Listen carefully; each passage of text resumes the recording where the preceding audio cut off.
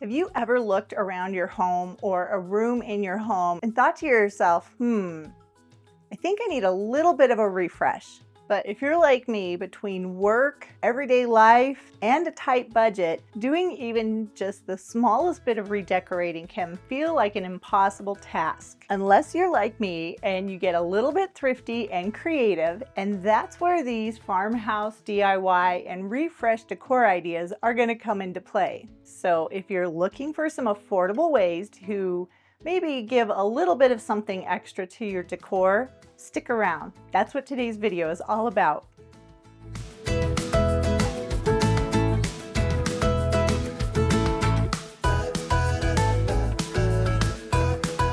Hello, my crafty friends. It's me, Lisa, the DIY Diva. And like I said in the beginning, I have been wanting to do a little bit of a refresh in my home, especially at the time of the year when the seasons change.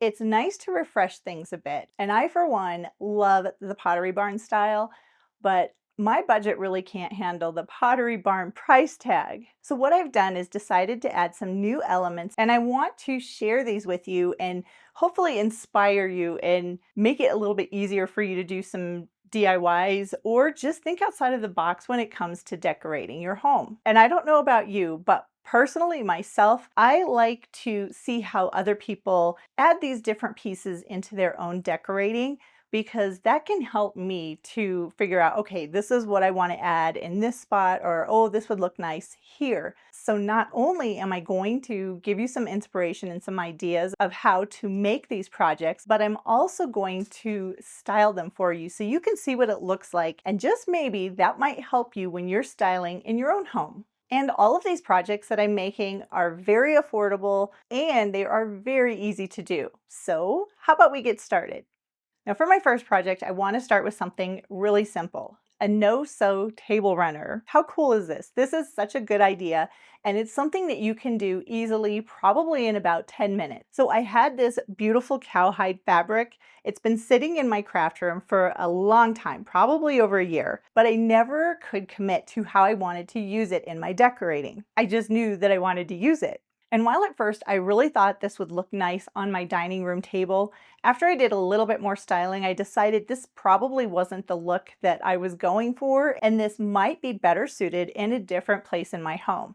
But I did use my dining room table to lay out the fabric, and then I folded it in half, and then I just cut out, not even really a pattern, just wavy lines using some scissors to get this to look like it's kind of a throat. It's not anything that's meant to be straight. I wanted it to have kind of a ruffled edge almost without having a ruffled edge. And if you wanted to make this more permanent, you could use some iron-on hem tape and literally just iron it on in place. So a little bit of some tape and some scissors, and you can have a custom created table runner for your dining room table or anywhere else in your home that you wanted to have an accent. And I think the best part about this table runner is there is no sewing machine needed.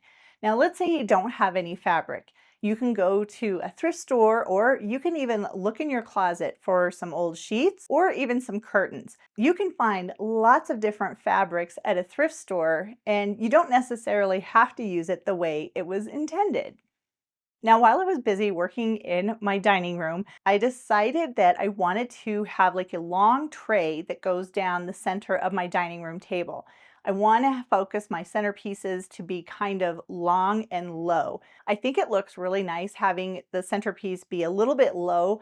That way, when you do have friends or family over and everybody's sitting down to eat, you're not having to look around the centerpiece. You can actually look across the table and make eye contact. And having something to raise up off of the table so it kind of grounds the centerpiece, that was the look that I wanted. And I want to be able to use this all of the time so I can switch out my decor, or you can use it just like it is. You could even put condiments and napkins and things like that on it if you wanted to. And while I was able to find like long trays that had a side on them on places like Etsy, they were really expensive. I found one that was similar to what I was thinking, and it was $145. That's a lot of money, and I didn't want to spend that. But I knew that out in my garage, I have a lot of scrap wood. In fact, I have a piece of wood that we've had since we moved into this house, and that was like 20 years ago. It was in my little red barn, which is now my little gray barn. But I knew I wanted to keep this piece of wood because it was something that had been here for a very long time. So I decided this was the time that I was going to take this piece of wood and turn it into something I can use every day in my decorating. And this was actually very simple to do. I used my radial arm saw and I cut the board down to the size that I wanted it to be for my table. Then all I had to do was sand it down, put some stain onto it, and just like that, I have a base for any centerpiece that I want to put on my table. And I even had some extra wood, so I decided I wanted to make something that would complement that table base, I guess. It's almost a riser, it's just very long.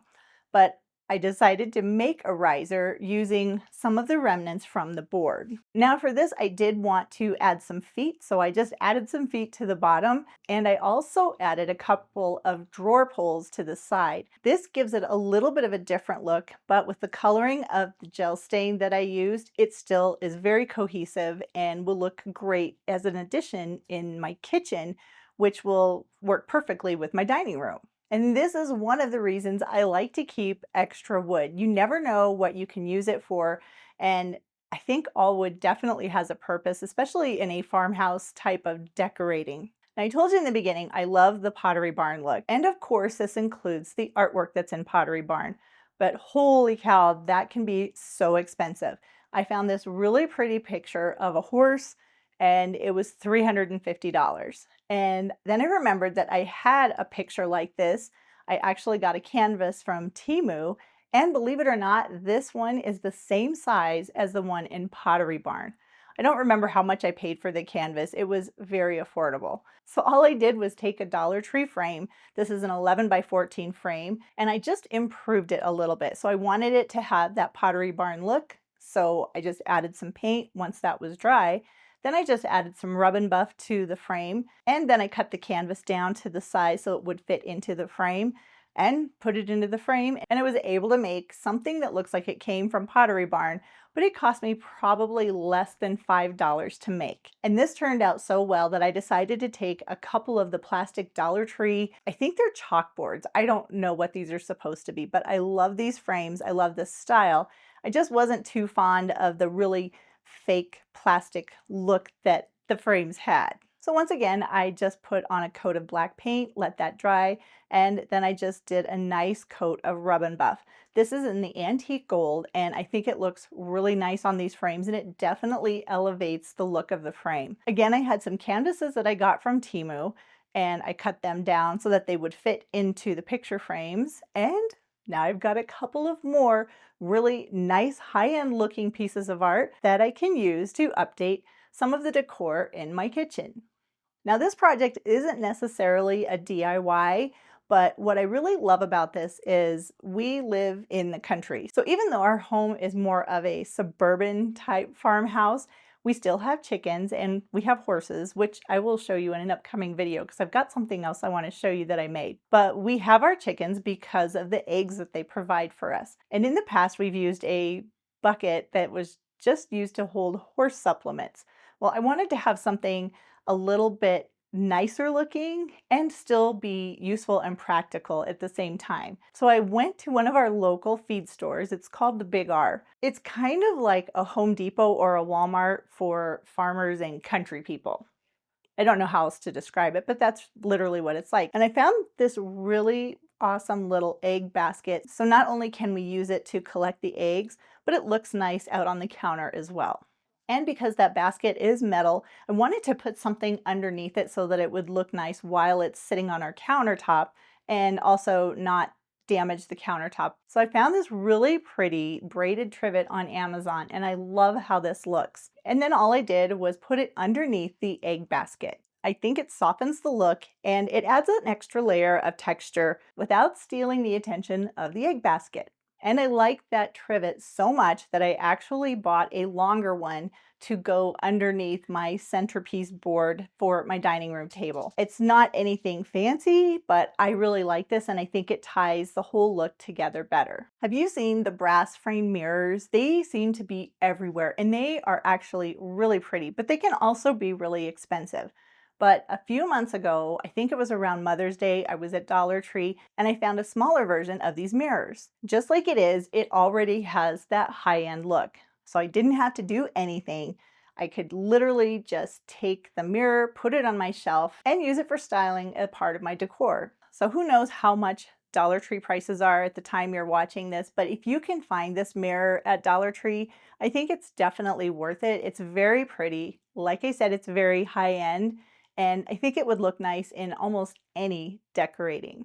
Now, since we do have kind of a farmhouse type look going on, I like to add little elements that reflect my style. So I found this chicken at a thrift store. It really didn't have the look that I wanted, but that's probably why it was at the thrift store. But I definitely saw potential in this piece. So I started by using some white spray paint to see if I could make this look a little bit better. And in the end, I did end up bringing it into my craft room and repainted it with white chalk paint. I did add a little bit of color by painting the comb, and then the little things that hang down, I painted those bright red. Then I took it outside and gave it a glossy finish because I wanted it to have a really high gloss appearance on the shelf. And I think this little hen is now a perfect fit for my farmhouse decorating.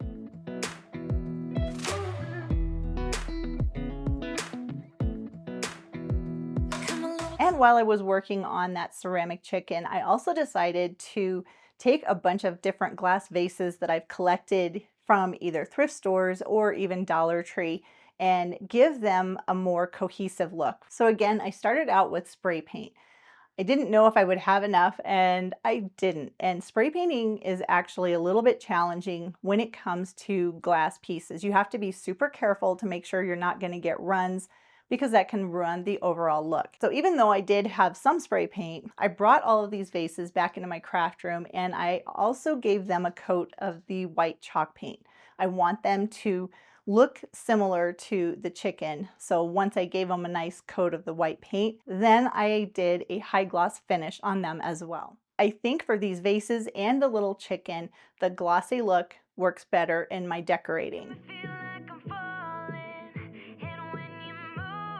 Now, if you've been to Dollar Tree, I am sure you have seen these tiles. Usually they come in this silver color, but every once in a while I find them in this white and blue. And this was so interesting. I've never seen this color tile at Dollar Tree. That is actually really pretty. But I'm sure you've seen how people make all kinds of different projects and do all kinds of different DIYs with these tiles. They are very versatile. And this is one thing I will continue to get from Dollar Tree because I love them and they work perfectly for the type of decorating and crafts that I do. But this is probably the first time that I've ever used a tile like that in its entirety. Usually I'm cutting it up and doing different things. But what I did was I took a 12 by 12 piece of birch wood, which is about the same size as the tile, and I secured the tile to the birch wood. Now, if you are going to be using a tile like this in a project like this, I would recommend using a craft glue or something like E6000. I wouldn't recommend using hot glue on these tiles because if you have a high temperature glue gun and you put this on the back of the tile, it's actually going to melt it. So I wouldn't use hot glue. It takes a little bit of time for the E6000 to dry or even the craft glue, but the end result will be worth it. So once my tile was secured to the wood, then I just used some chalk paint and painted the entire tile. It's kind of an off-white color, almost a cream.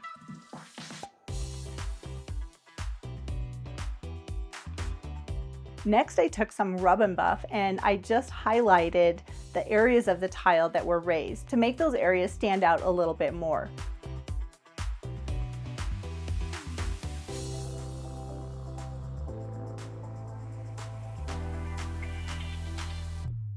And as it happens, on a recent trip to Goodwill, I found this really awesome frame that was meant to be used with framing a scrapbooking tile or piece of paper, which is about the same size as this Dollar Tree tile. So after I stained the frame, then I just took the tile and secured it in place on the back of the frame and was able to make this really beautiful tile artwork for around $5. You cannot beat something like that. And even if you can't find a tile frame like this, frames like these are so easy to DIY. Maybe I should do a video like that in the future, showing you how to make this tile frame. Be pretty easy. Let me know in the comment section if that's something that you would like me to show you how to do. Now, another thing that works really well if you want to have a farmhouse look is to incorporate something old into your decorating. So my daughter and I went to a farmhouse market type craft show about a month or so ago, and I knew I wanted to find some farmhouse style pieces that I could use in my decorating. I found a few tin items that were distressed as well as a brick mold. The brick mold was so cool. I just thought this was awesome. A lot of different vendors had these, and some of them were actual brick molds. Some were just pieces made to look like brick molds. But I wasn't quite sure what I wanted to do with these things yet, so what I did was stack the different pieces into the brick mold, and then I added that as a part of a vignette for one of my tables.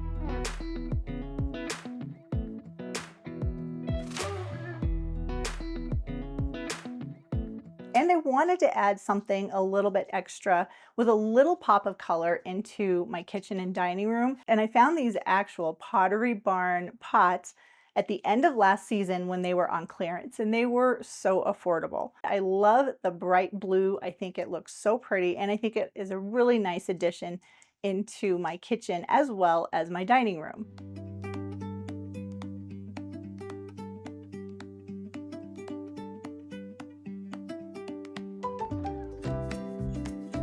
One thing that I've learned is that by setting up different areas with decorated pieces, and I've seen this done in the higher end stores and even places like Hobby Lobby, they add a lot of greenery.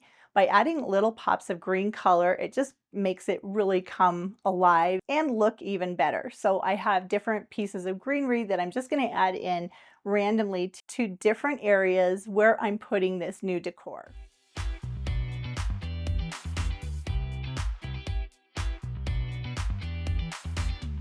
So now that I've showed you how you can make very affordable DIY accent pieces that you can use in your decorating, let me show you how I styled it in my own home.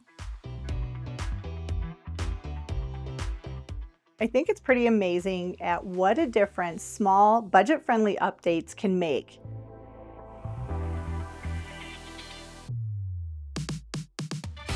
All of these pieces are personal to me, and it didn't cost a fortune.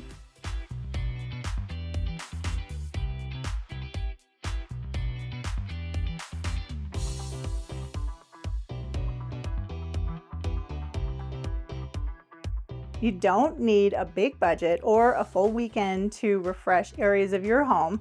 Sometimes just a few thrifted flips and DIYs are all it takes to make your space feel brand new.